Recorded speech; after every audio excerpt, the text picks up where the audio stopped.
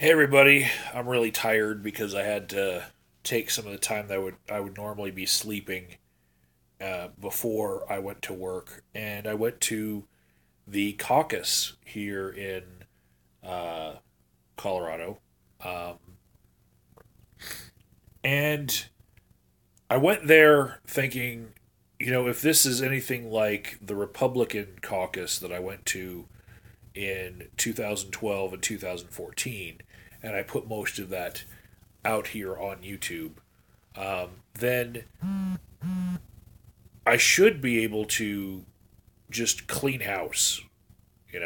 I should be able to get as many different positions as I want to get because no one's going to show up, right? And so that was my thoughts going into this is uh, this matters, and I'm going to go and rock this.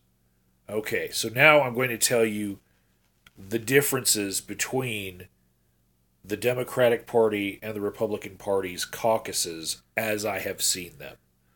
And spoilers, I am a delegate. I'm going to the county assembly and to the congressional assembly. Because there is no race in the judicial branch, there is no judicial assembly this year. And let's see, at least within the district that I'm living in. And so the only thing left that I didn't get was state delegate. And the state assembly, there's still a chance I might go as a delegate, but let me tell you why I'm not going. Um, when I arrived at the precinct, there were already some people there that seemed a lot more active and a lot more entwined into politics than I'm used to seeing at uh, a precinct meeting. And the two that were running my precinct, they were very well organized, right? And I thought that was cool. I met a couple other people there while we were waiting for the festivities to start. I got there around 6 p.m. and they didn't start till 7. And one of the people I met, his name was Quan. Now Quan, he also had his wife come, and he's a young man who was very passionate about the candidates and the issues. He came with a plan. Me, I came for being involved. I came for the entertainment value of telling you guys what I go through with this. But as far as having a well laid out plan, I had no plan. I was going there to find out, is there some group of people that are pushing towards something that I could maybe help them out, by being involved, by being a delegate. And so, as the caucus started, uh, it was 7 p.m., and they did the Pledge of Allegiance, and then they opened the floor to people who wanted to speak. Just about anything, mostly about do you want to speak about a candidate here? Now, this is where candidates can actually show up if they want to uh, go to a specific uh, place where these meetings are being held. And if they go to this precinct assembly, they can speak for themselves, or they can have a proxy speak for them. They can send out people to different assemblies to speak on their behalf, because you can't be in more than one place at more than one time unless you're multiple man, right? So Quan, the guy that I had just met, he got up and he spoke about three different people, And one of the people that he spoke about was uh, Noel Ginsburg, who he wants people to consider for running for governor. And Noel Ginsburg, one of the talking points with him is universal health care. That's what one of the things he's for, and the other people aren't so on board with that idea. And so I got the feeling like, yeah, this guy is either Bernie Bro or Justice Democrat, but he's actually come here with a plan. You know. Um, then after everyone had their say, there were like 10 people who wanted to just give out shout outs to candidates that they think would be very good for us to try to elect later on. Um, we were divided up into our individual precincts because there were multiple precincts at this one, which is different than what I experienced with the Republican Party. In the Republican Party, we all went to a middle school, and each precinct was in its own separate room. In the Democratic Party, uh, we all went to a school and we went to the cafeteria slash gymnasium, and there were the little tiny elementary school picnic tables that fold out. We all could see the tables for the other precincts, and there were 20 other precincts all in the same area. So we could see what's going on in the other precincts. There's like crosstalk with people who know each other. Um, and there was a couple precincts where nobody showed up that knew anything about how this process works, and people from precincts that had a lot of people sent people over there to help them, get started, and said, you're going to have to elect this person and this person and this person right now in order to participate. Amongst yourselves, somebody has to be the chairman right now. You know, and that was something that was different, that really made a difference in what I wanted to do in my participation here. Because as soon as the caucusing started, we elected a chairman for that process. And that's different in that the precinct captain is the chairman in the Republican Party's caucus. And you elect that precinct captain at the previous precinct caucus, right?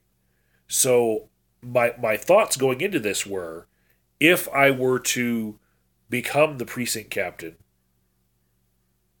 that at this juncture, if I were to say yes, I will be involved with the party for the next 2 years, and walk around the neighborhoods, knocking on doors, asking people if they want to go vote and support these candidates, then what I would get in return is 2 years from now, I would be the precinct captain and chairman of what goes on during the presidential election caucus.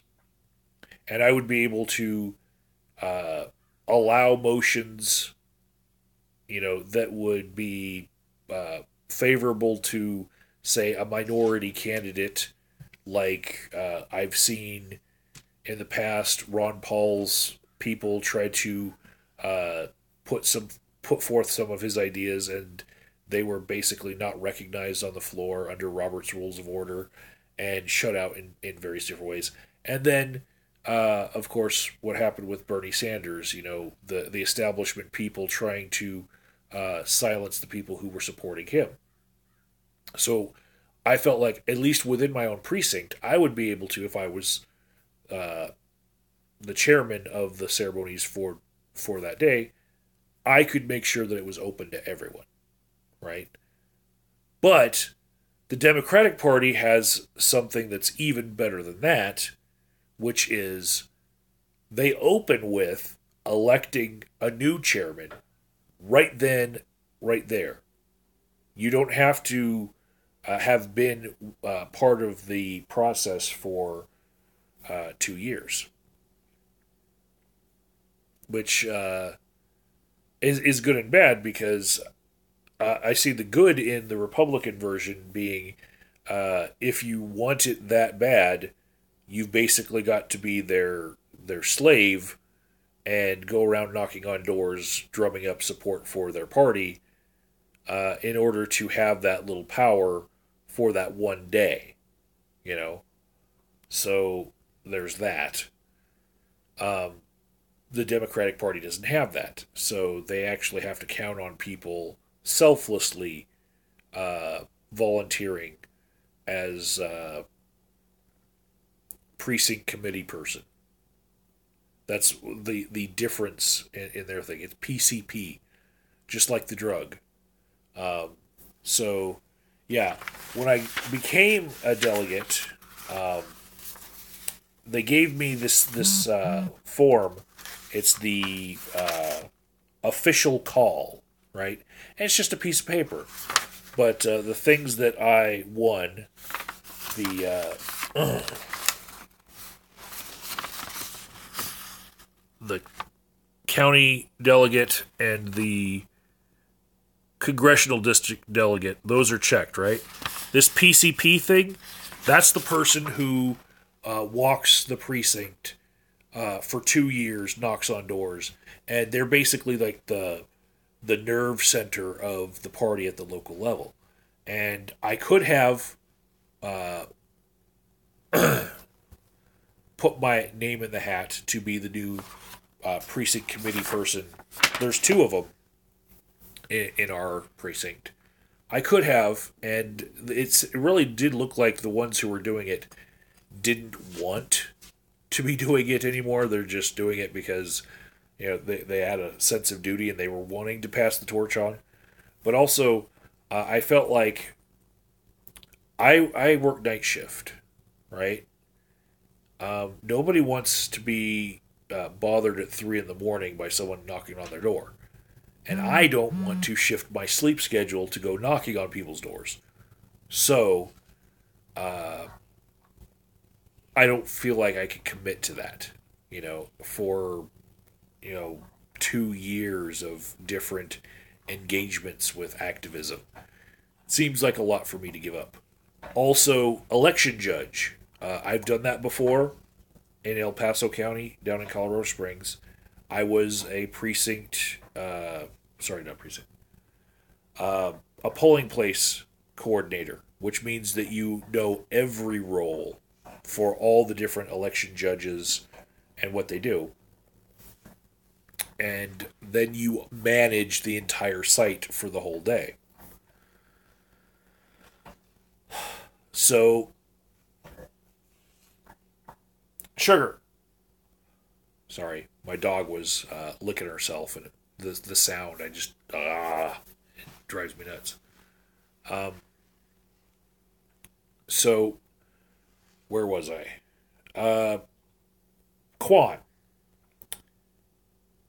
He made a very impassioned speech about who we should be supporting.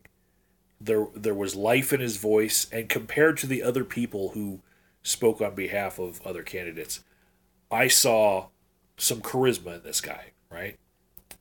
And then when everyone was done speaking, he sat down and we were talking, as, as far as like what kind of straw polls do we want to take out of our people right now.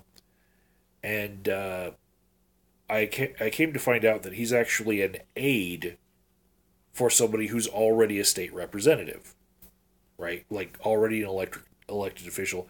He's working as an aide for him. And so when it came down to asking who wants to run for state delegate, both of us raised our hands. Out of 8 people, just us two. And then I looked and I was like, you know what? He needs it more. I'll give him this one. Uh, and basically, I just saw this kid. He needs it more as like a resume bullet, and I need it for what? making a YouTube video, you know, being interested in politics, looking for corruption and conspiracy, you know. He needs it for actually building towards having this plan of, trying to be more progressive with the party. And I think that was the right decision.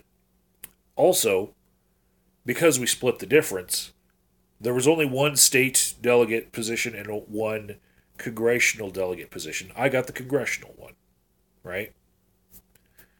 Uh, but I can go to the county assembly, which is the first assembly that happens, and I can go sign up to be a delegate at large at the state assembly. And what that means is if they have a whole bunch of people who don't show up as state delegates, they just immediately start nominating alternate people to be delegates on the spot that day. And it being an off political year, it's very likely that I could get everything that I wanted as far as being a delegate in every assembly. Even though I gave up the sure spot of, you know, having your precinct just send you, I can still go to the county assembly, become a delegate at large, and then wait for that lottery to happen. And it could be that we don't even have as many at large people as there will be vacancies, when the state assembly happens. So maybe everyone who's at large will just become a regular state delegate, you know. So Bugsy's Evil says you need to borrow Robert's Rules for Dummies. Sounds like a good read. Let's see. Poseidon Kicklodon says, do your special duties include weeding out Russian double agents? No. No, they don't. Not sure that this is the party that has that as a problem, but if anyone was going to be flagged as possibly a Russian double agent, I think it would be me, because they could possibly look at my previous party affiliation, find out that I was in the Republican Party, and that I was a delegate in the Republican Party, and now I'm a delegate in the Democratic Party. And so they might be looking at me as being the possible plant, the possible traitor, you know. And now he's asking, what happens when you discover your lefty comrades are really comrades? Well, I definitely was sitting next to one Bernie Bro woman who wanted to really impress upon somebody who was in a union. He was in the pipe fitters union, and he was wearing his pipe fitters union jacket there.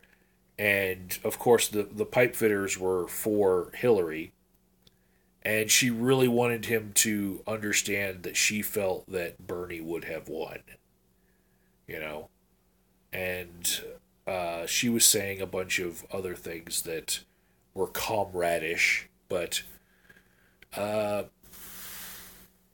the other 6 people that were in my precinct seemed rather tame, not solidly in either of the camps that happened for the 2016 election, and really looking forward to what's going to happen in 2020.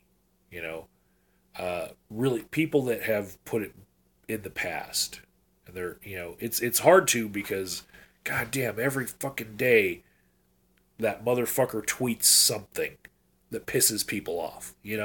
Every fucking day, it's just nonstop, right? But looking towards who might be put forth as candidates in the next presidential election was refreshing, because they had roughly the same ideas with each other, be they former Bernie Bros or for former Hillary bots. You know, um, hi Torrency Baba. Uh,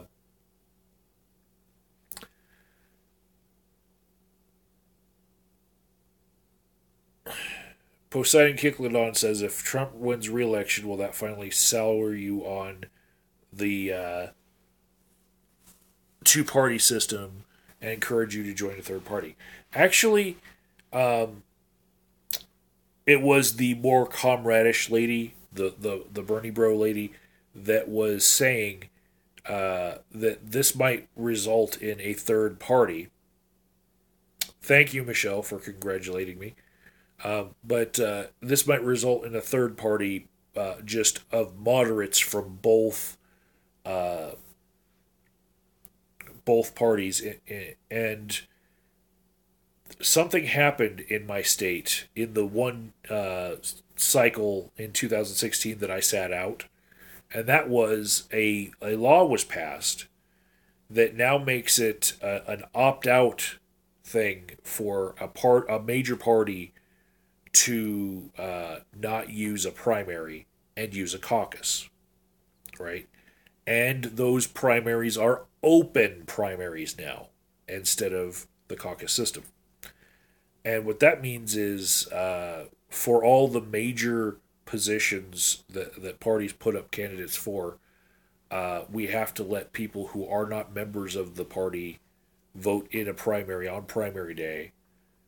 Unless, and this is the weird part of this about this law, 75% of the core committee of that party decides to opt out, and they vote on it.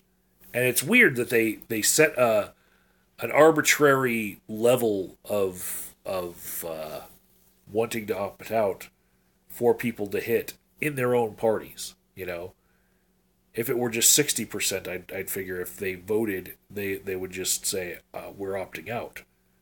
You know, but it's, I guess, by law they require that at least 75% has to. You know,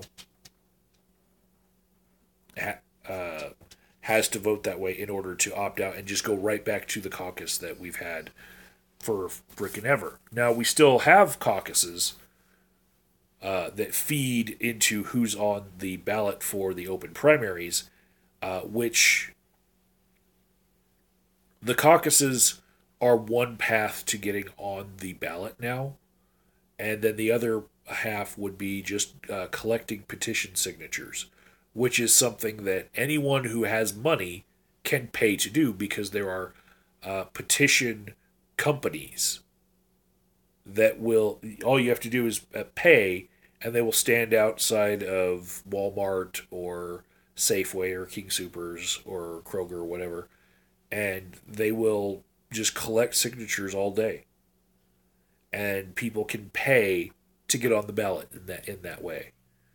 Um,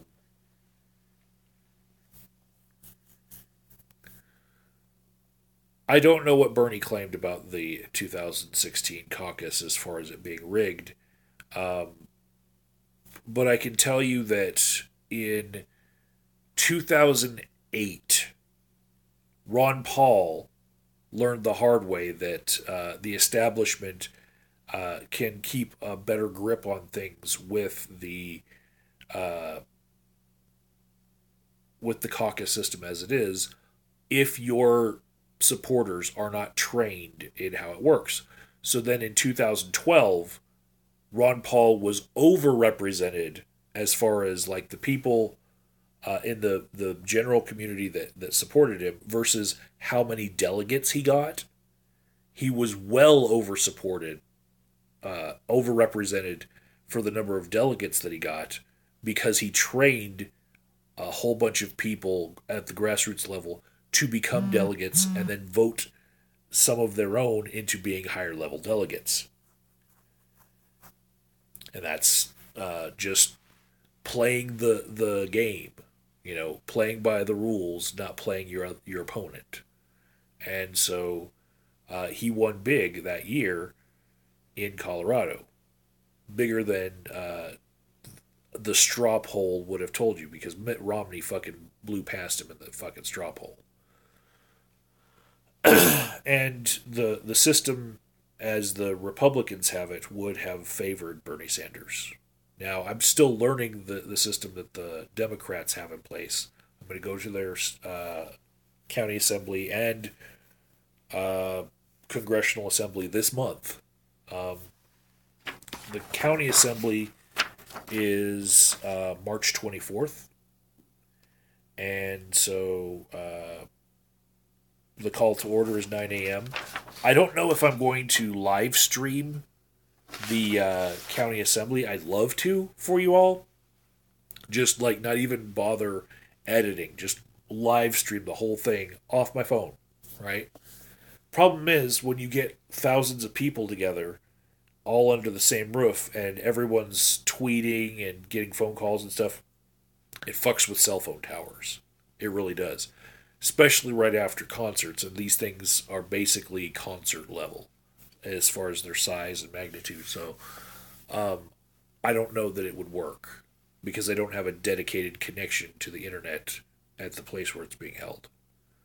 If I did, I might be more likely to just say, fuck it, I'll just live stream the whole thing. Um,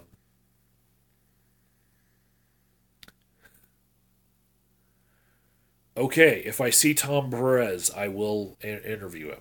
Uh, but, anyways, what happened with in 2016 with the open primary law now that we're going to have primaries instead of just having caucuses, um, and that they're open primaries. That means the unaffiliated people in our state can now vote in either party's primary. You got to pick one, and then you can vote in one or the other, right?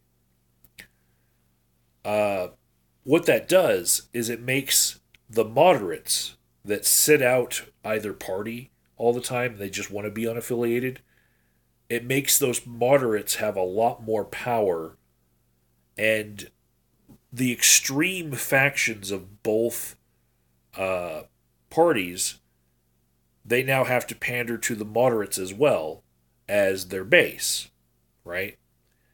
The way the system used to work, where the parties didn't have to worry about unaffiliated voters messing with who they were going to finally nominate, it was making our final ballot for everyone to vote on far more extreme. Like the candidates were polar opposites of each other, and they could be as extreme as they wanted to be because they only had to pander to their base. But now, because we have open primaries, we're going to have a lot more moderate candidates end up on the ballot as the final selection for that party, because they have to pander to the moderates that are outside of their party. So, um, whether or not you feel like that's a good thing, you know, I guess that might depend on, whether or not it's helping you or hurting you as far as your biases at the time. Because it could just as easily, if you were a fan of progressive values, it could make progress really slow. You know,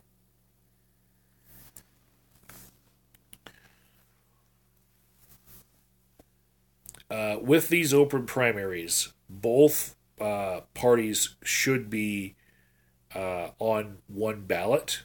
Yes, and uh, the caveat I'm going to give you there is the Republicans still haven't decided whether or not they want to try to pull themselves off the primary ballot by having a vote within their own party and getting to that 75% threshold and opting out of the primary, which is like, for the Democrats, that's like unilateral disarmament, because the Republicans who have registered themselves as unaffiliated can fuck with the Democratic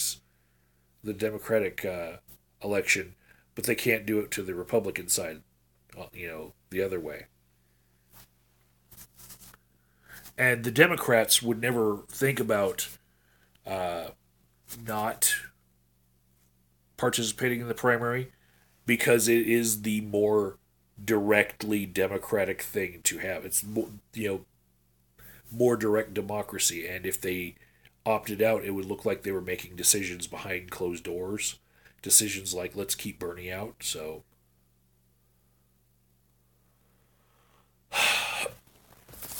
it's hard to keep the what you guys are saying from fading away. Michelle Knight says Oprah announced she isn't running. Break my heart. Let's see.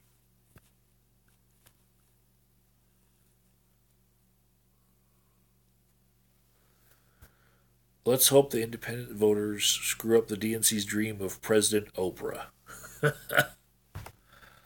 Well, if she announced she's not running, then that's that. Um,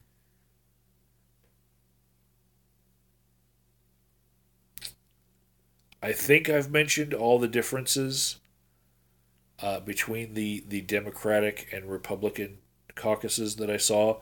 There was the more transparent, having every precinct be able to see each other.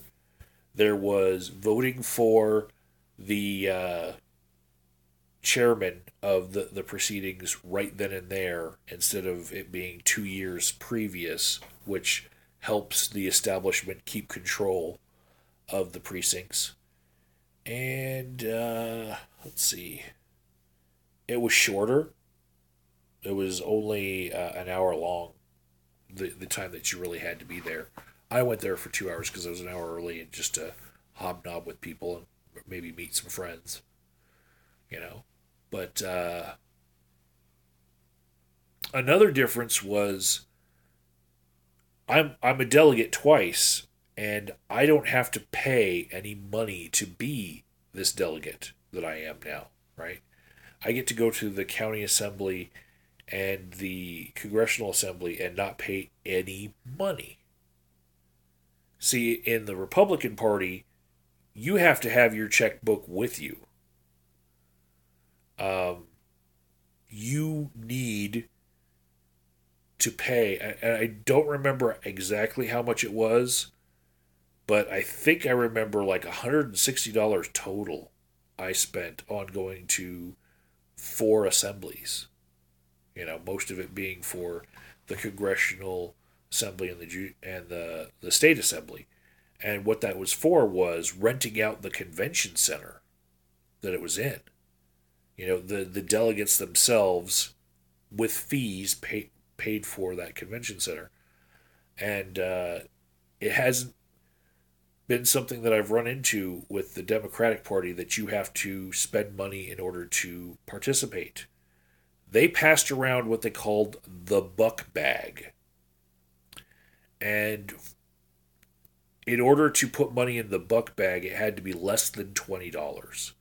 And they said if somebody's got a $20 bill, call us over so that we can give you a nickel. So that it's not $20 or above that you're putting in. It's actually $19.95. Because if they took 20 or more, then they'd have to consider it a political contribution and take someone's name and address and all that and fill out forms and stuff. So that was different. I don't have to pay anything to go to these things. I can just participate. All of the money goes towards funding the venue even being available. But the place that the Democrats have chosen for their county assembly is worlds different than the place that I'm used to with the Republican Party because it's open air, versus the Republicans having it inside of a high school. Open air, like rain, can really mess with you, especially it's in March, right? And so if you get rained on or snowed on, that's going to really affect your ability to speak or want to speak. Sorry, listen to speeches or want to speak. So let me back up on some of these comments. PC wants to know: do corporate donors bribe the delegates directly, or do they influence you through a third party? I didn't get any bribes as a delegate in the Republican Party at all. I got a lot of swag. They like have stuffed swag bags, and there's a lot of stuff in them. But that was it. I still have some of those swag bags, and yeah, no direct money. And I imagine it would take a lot more money to sway somebody who's already a delegate than it would be to just pay someone to go become a delegate themselves. It's a lot easier to just have someone be one with a mission in life than to sway one with money, because we all know, campaign finance laws and whatnot. Let's see, what else you guys wanted to talk about? Don't the same out of touch billionaires fund both political parties? Why support such a rigged and corrupt system? Um, I actually I want for the day where we have runoff elections like France, and to say that France has a better system than us is, it stings a little bit, but uh, if we had runoff elections, we might actually have uh, minority parties have the chance to win, because if they make it uh, a race between one of the major parties and a minority party, that's where they would have the chance to win without having the majority party that is most like them also in the race. So I like the idea of runoff elections, especially because it's more representative of the people. I mean, if there was a runoff election between the presidential candidates in 2016, what would have happened was another vote would have been taken with just Trump and just Hillary, and all third party candidates would have. Uh, if you didn't vote for Trump or Hillary on that next vote, you couldn't vote for the person that you had voted for before, and it would just be a thrown away vote. You know, that would have, in my estimation, woken up everybody who uh, decided to not vote that day because Hillary had it in the bag anyway. What's one vote going to matter? All of those people would have shown up if they thought that Trump had the number of votes that he did. If they knew for sure, um, I feel like they would have shown up in numbers to vote. So, yeah. What else? Uh, until recently, banks financed both candidates, uneven amounts to a degree, but still financing both sides. And we don't know if they still are or not. Super PACs and PACs do a really good job of filtering money. And then you get people donating to a PAC, which then donates to another PAC, that donates to another PAC. And it becomes impossible to trace each little bit of money. So it could be that all candidates are funded by the NRA because the NRA just finds ways to get around things and not have people known as being somebody who got NRA funds. But be it a super PAC or just anonymously donating with like 10 PACs filtering through each other, um, there are ways around these issues. You know,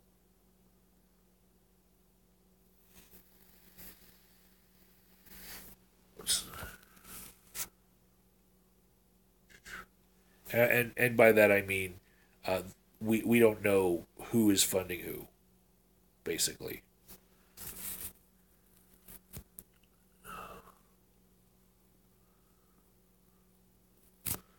Okay, so do not erase says so no fun unless you're a super delegate.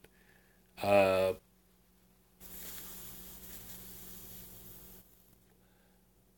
I don't even know that there are super delegates in this one. I think that the super delegates are picked for the presidential campaign, but there'd be no reason for super delegates to exist in this level of politics in just the caucuses in my own state.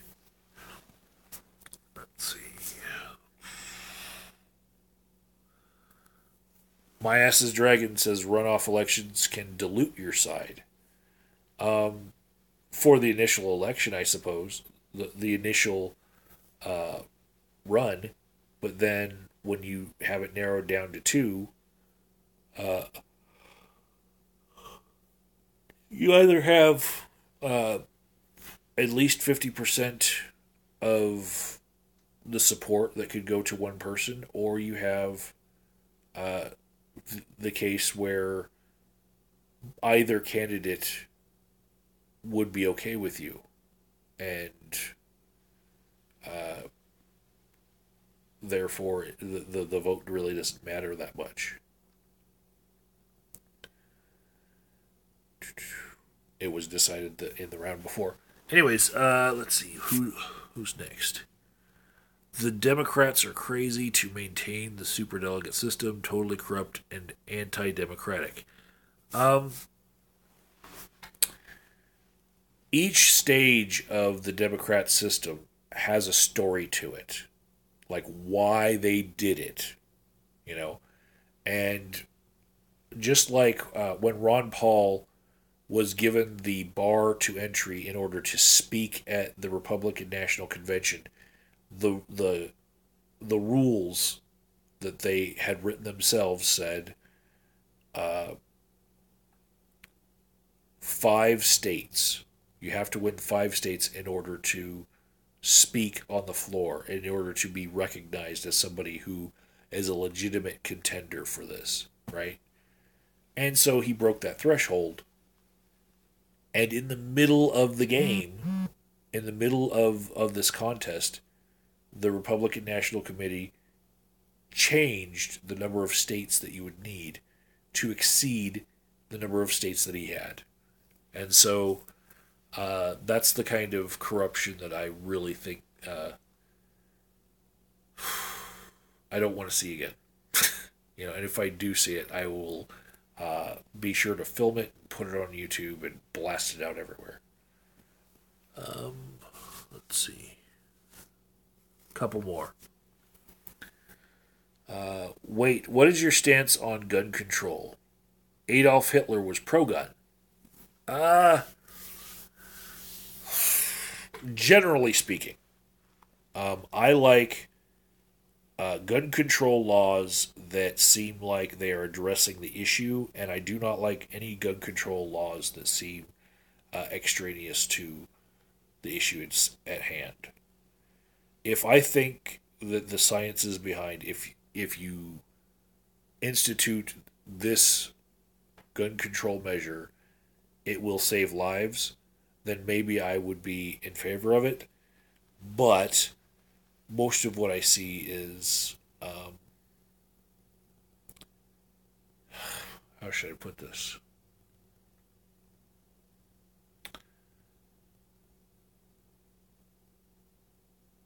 People making reactionary statements about assault rifles, right? And wanting to ban the assault rifles that were in mass shootings when handguns kill more people. And this is strange because they also kill more of a certain type of minority, and so then it becomes oddly racial that they would not want to do anything about the type of gun that is being used uh, for inner city violence versus the type of gun that was used in school shootings, that actually results in less deaths than the other type of gun, you know? And what I mean by that is handguns kill, hundreds, thousands, you know, and they do it largely one at a time, you know, and we've had like what 5 school shootings since the beginning of the year, and each one, like the max dead would be like 20, right? Um, Way more than 20 people regularly die of handguns every day, you know. And so if you're going to attack a weapon, I would say try attacking the one that I can not see, readily as it's approaching me. I feel a lot better with a large barrel rifle, you know, being able to see it than the thought that maybe somebody has a couple derringers on them, hidden on their body, has a concealed carry permit, and they have like the kind of holsters that they cross their arms and then they're armed. That kind of shit, the quick draw holsters and whatnot. I just, I'd rather. Where am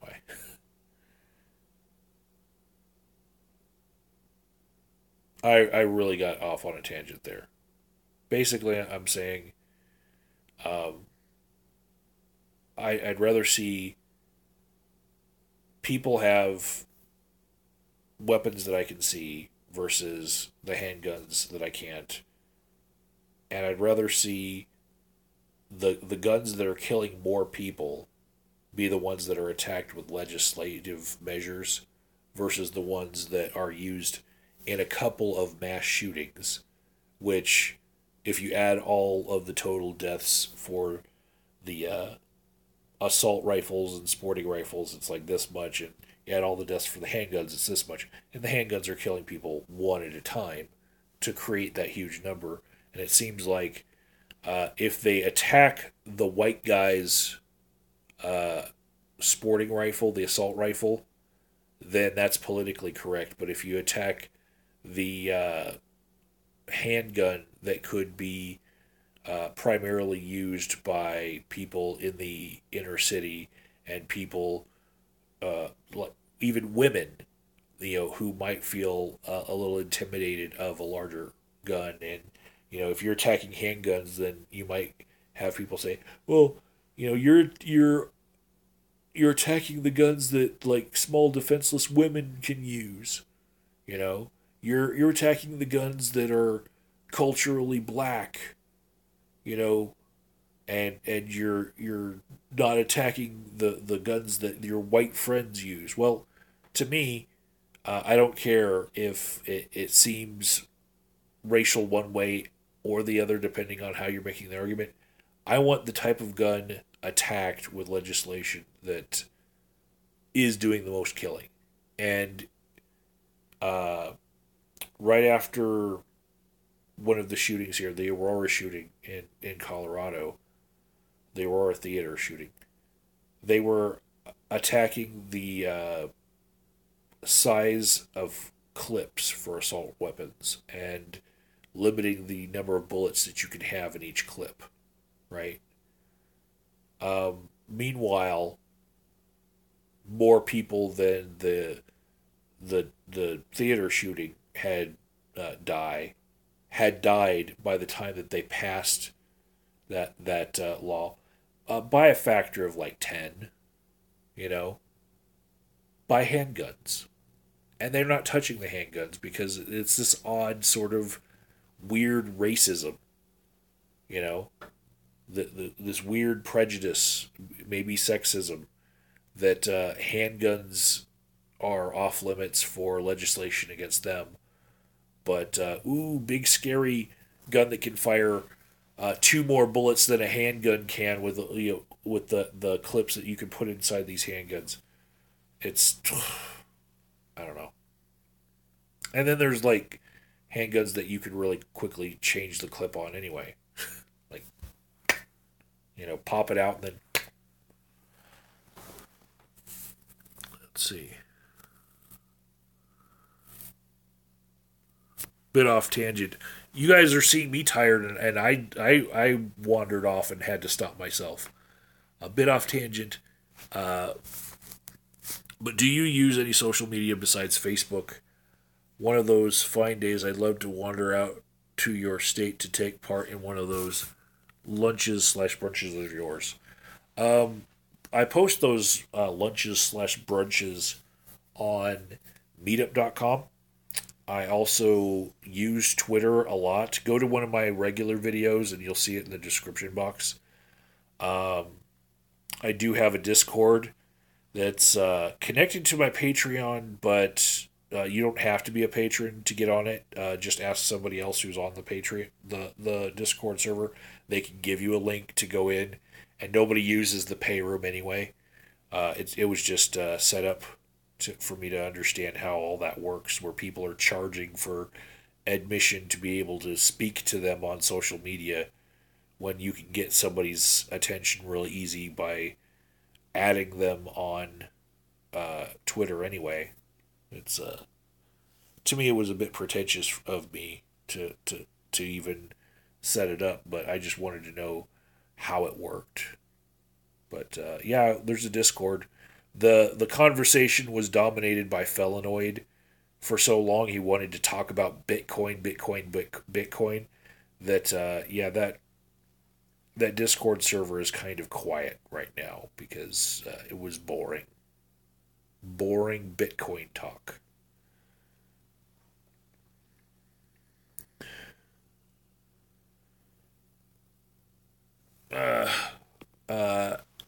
Amy Compton says that I've misidentified the issue. I'm blaming the gun and seeking to regulate or prohibit handguns. The problem isn't the firearms. They are objects. Blame the killer and let's protect the kids. I'd say that as a response to that, the restrictions that other companies or other countries have used that have worked, I'm willing to look at, and some of them do solely restrict guns, and it resulted in less deaths. But we have some rights that we have in our country that are different than other countries, and some of them are inalienable. And so it's difficult to attack the person as the problem when their right to own a firearm is inalienable. We have in Colorado on our what do you call them?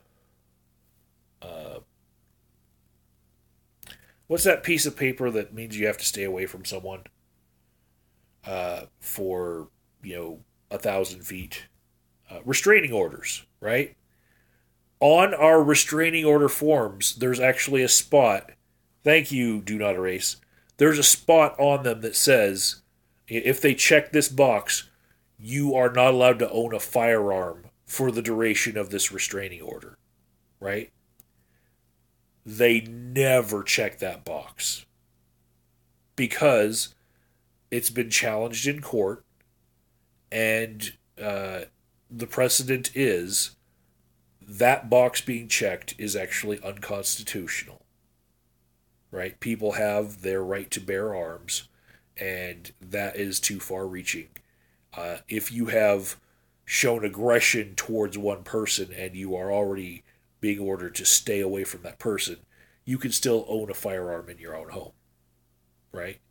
And the precedent that's set there is the things that you do that might be seen as aggressive towards another person, all of that experience, that history that you could gather on someone, really can't be used to take away their right to own a firearm, because it's considered an inalienable right, right?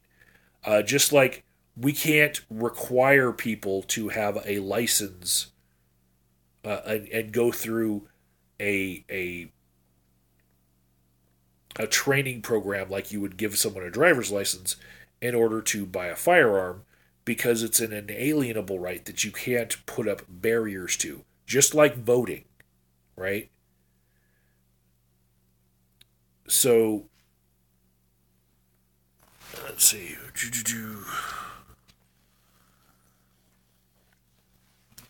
Amy says, "How can you morally justify violating the rights of somebody who hasn't committed any crime? When you regulate and ban people's firearms, you're violating their rights." And I'll go ahead and agree with you there, right, Amy? If I'm to say that I can't morally justify violating the rights of another person, then I'm left with, how do I solve this problem with the gun violence? I'm going to have to start attacking the material objects that are being used, right? If I'm not allowed to attack somebody else's rights, which, look at your previous argument in this thread. If you don't want me, to attack the material objects, then I'm going to have to attack the person. You're saying that I have this whole problem framed the wrong way. I should be thinking about the people who are doing the shooting rather than the guns themselves. And then if I think about ways to address the people that would be doing the shooting, then I'm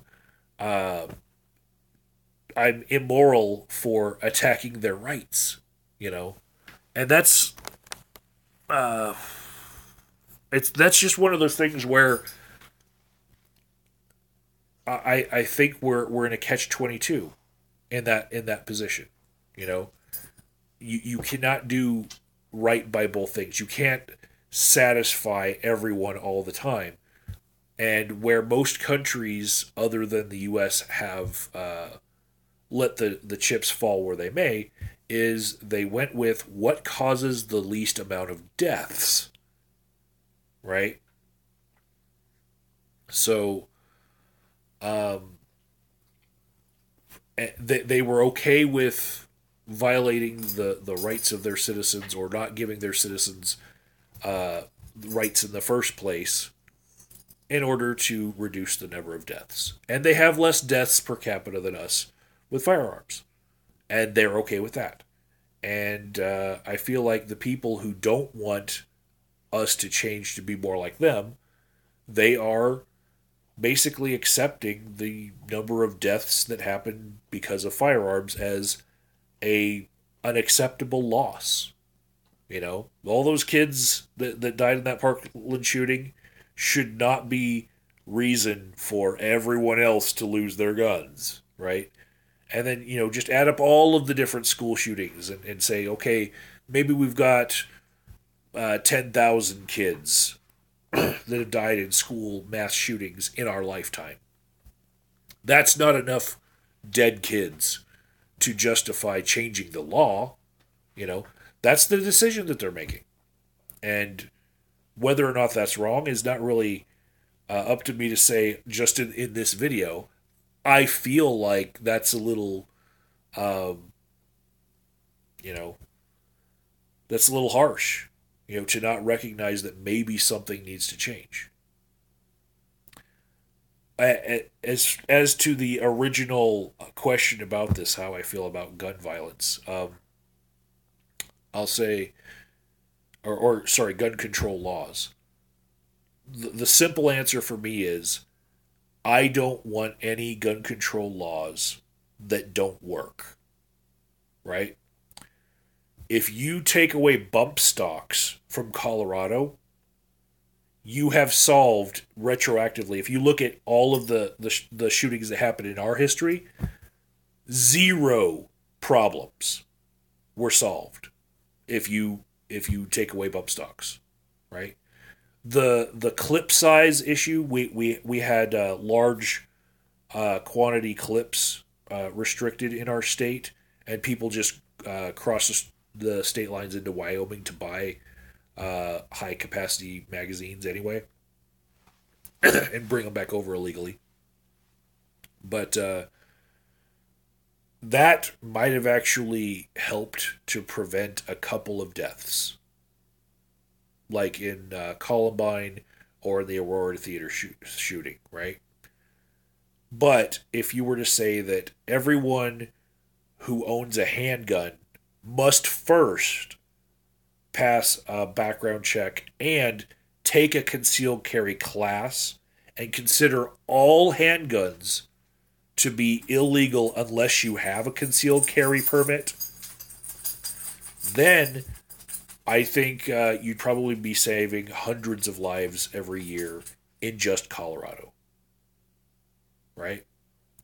That sort of restriction, and that would be allowing everyone to have a style of gun, a rifle, you know, that can be plainly seen and not snuck into areas. You can't readily drive around and just stick it out the window and do drive-bys with rifles that easily. Now, assault weapons maybe, but the majority of shootings as they're happening right now, shooting deaths in my state are from handguns, you know. And so if there's any measures that are being made to pass a law really quickly because another shooting happened, and that law does not address the fact that the majority of shootings are happening by handguns, I'm wondering why the fuck aren't they looking at what type of gun is killing the most people, and why aren't we going for the most effective type of law that would prevent the most deaths, right? So I don't want them to say, oh, well, all rifles have to be painted pink from now on, bright pink, so that we can all see them. You know, the rifles aren't the problem. You know, or they are. They, to a small degree, they are, right? But the biggest problem is still the fucking handguns. You know, I don't want to hear, oh, we're now going to pass a law that all rifles must be broken up into pieces so that you have to take time to put them back together. You know? Yes, do not erase. You would probably buy a bright pink fucking AR-15. And if you look at like the latest Last Week Tonight with John Oliver, I think they had a segment about special pink spray paint for guns. Check that out.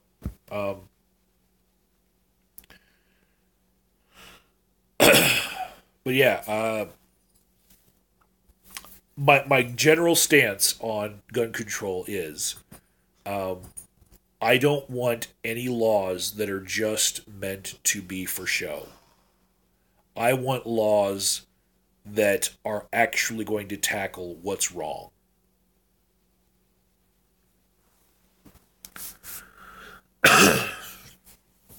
Okay, and Amy says, I'll switch the topic slightly. How would you feel about laws that restrict people with mental disorders, problems from owning firearms?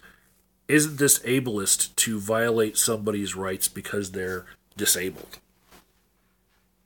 We actually already have that in Colorado, and in far-reaching ways that I don't think were originally intended. But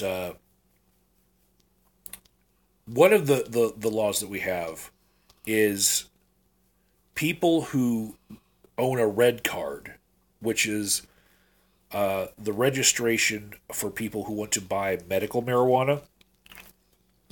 People who owned that red card before it was available recreationally, they had their right to own a firearm stripped from them. It was actually part of the law as it was written in order to get medical marijuana passed, was anyone who gets a red card cannot own a firearm anymore because they're considered to be addicts. And addiction is, mental disorder. You know, now we've got recreational use passed, and anyone who wants to use the same amounts of marijuana that somebody on a red card could use, they can do so without being tracked. But anyone who's ever owned a red card in the state of Colorado will not pass a background check when they're trying to buy a firearm. So I've personally seen how somebody can be labeled as having a mental disorder, you know, and then there's the chance that they could just stop smoking marijuana, and be fine to own a firearm and be far more responsible than somebody who decided that they don't want to be on that type of registry, and then when it became recreationally available to buy legal, they're just buying it on the recreational side instead of from a medical shop. But now they're smoking pot and they have the guns, and there's no way to track it. And we have the people who have the stigma applied to them because they actually decided to get registered in order to be legal under the previous system for like 10 years. Those people have permanently lost their ability to buy a gun here. And a lot of mental illnesses can be temporary in nature, right? Anxiety attacks. There are people who go through depressive episodes where they're just not right for 6 months at a time. People who are grieving, the loss of a loved one will experience depression for a while, right? Is it okay to label them the same way and remove their rights to own a firearm and then leave that restriction applied? How do we decide to lift the restriction? So far in my state, all we've been able to do is make a list of people and say don't sell guns to them, and not give them any way to get off the list, because the way that the system was created was to create a political concession in order to get medical marijuana passed in the first place, to start the slippery slope down to recreational sales. But in that 10 years, we registered a whole bunch of people with red cards that are now unable to pass a background check. And I don't know that that's really effective as far as a method of choosing who is or is not insane, when we don't have laws about other types of insanity.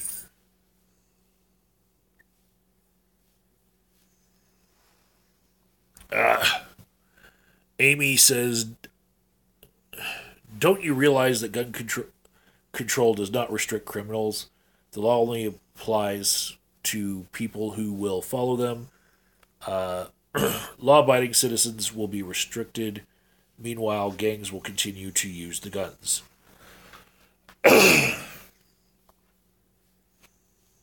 Okay, well,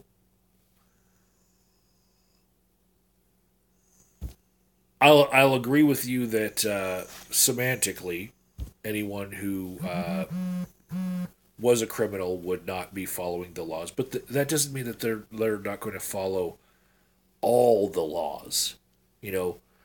Especially the ones where if they were to be caught doing it, they would be easily caught.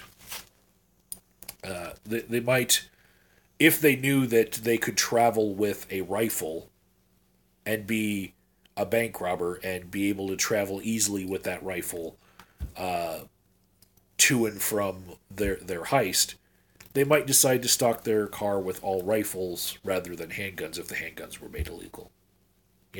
Just because they're criminals doesn't mean that they're going to break every law all the time.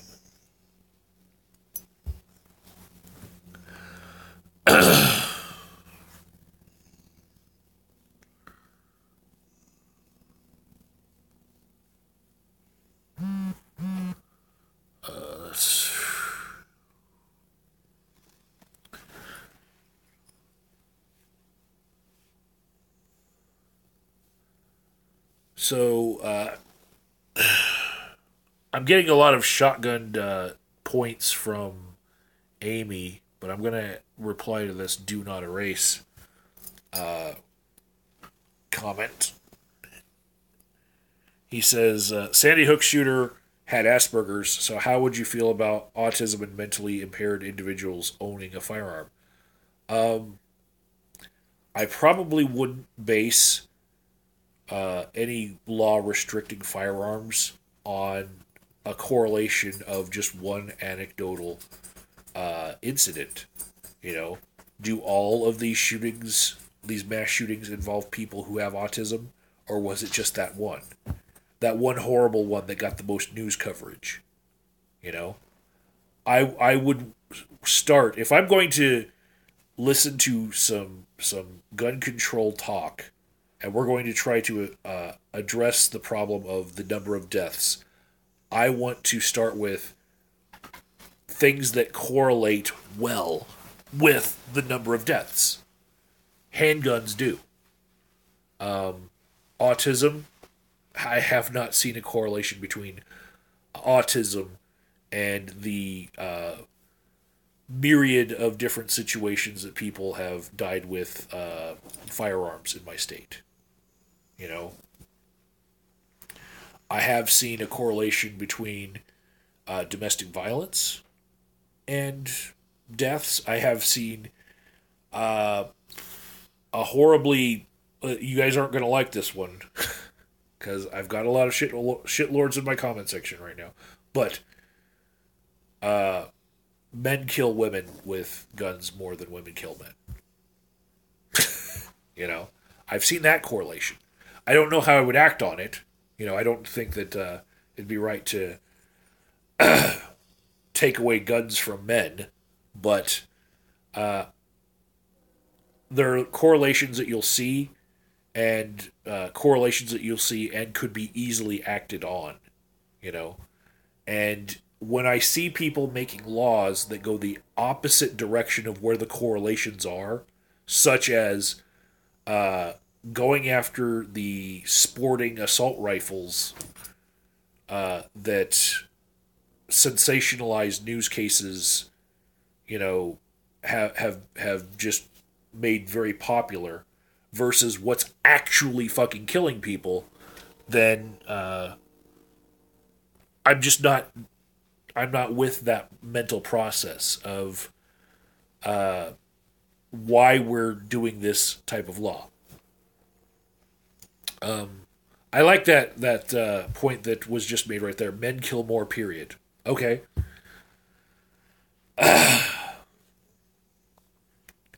Also, even more general than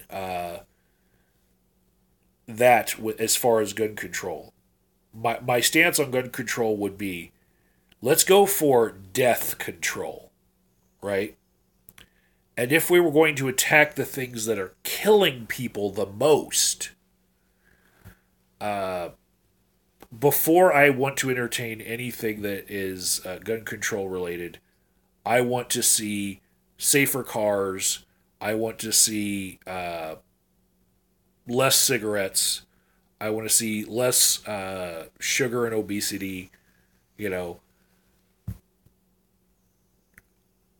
there are things that are killing people in numbers far greater than gun violence in America. Gun violence is just something that's very abrupt and very shocking, you know. But I think people need to be shocked about all the other ways that are killing people in much greater numbers.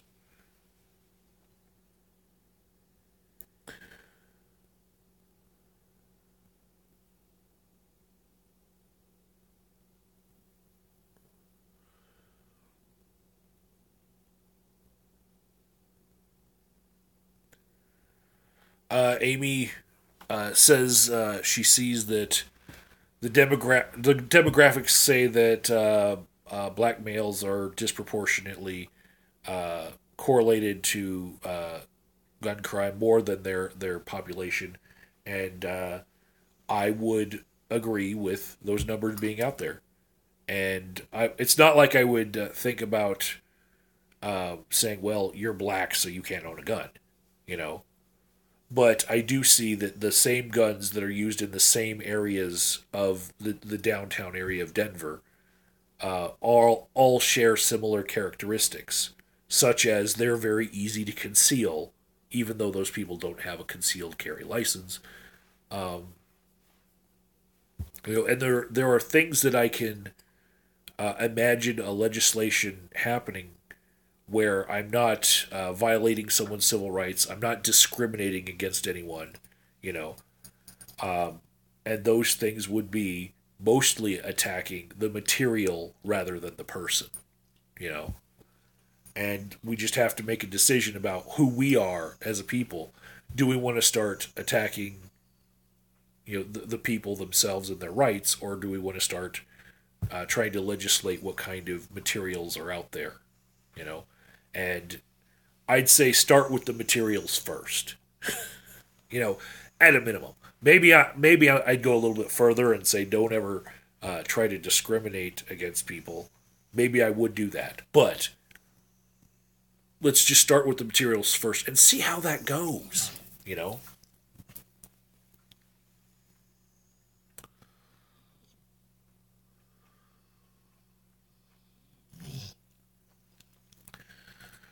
All right. I've been grilled as far as being a delegate, and I'll say that what I learned from the caucus was I'm probably going to try to find the people that are supporting Noel Ginsburg because he seems to be the most Justice Democrat-y, most Bernie bro style dude, and I'm going to follow them. And part of this is kind of my own morbid curiosity about the fringe groups that bubble up within political parties and start to take over, and like how the platform of parties gets delivered. And then just like I followed the Paul bots back in the day, and I got led to different styles of political activism. I'm hoping that I gain some more insight on how politics works, and yeah, I'll be able to share that with you guys in video form later.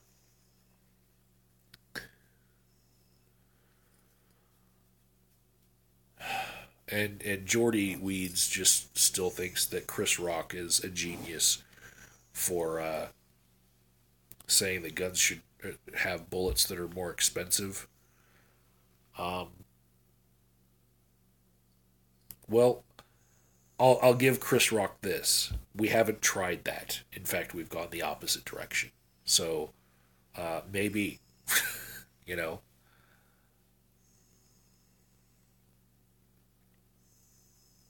Anyways, I got to get to sleep, and I'll be back tomorrow with some more stories to regale you with. I'm sure.